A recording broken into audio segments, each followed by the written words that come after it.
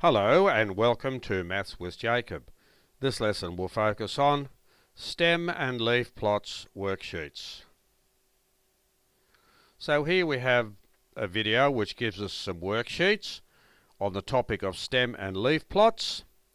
Now for your information, we've had a lesson on this very topic, so if you're not sure how to proceed, on the last slide there is a link. If you click on the link, it will take you to the lesson and it will explain how to do all the examples.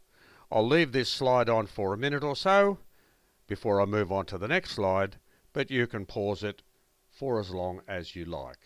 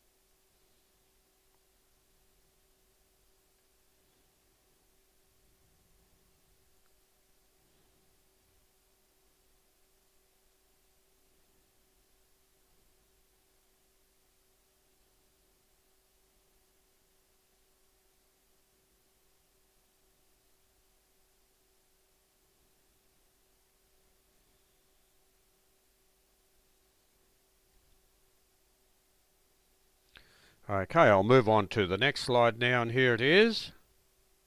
Again, I'll leave it on for a little while, but you can pause it for as long as you like.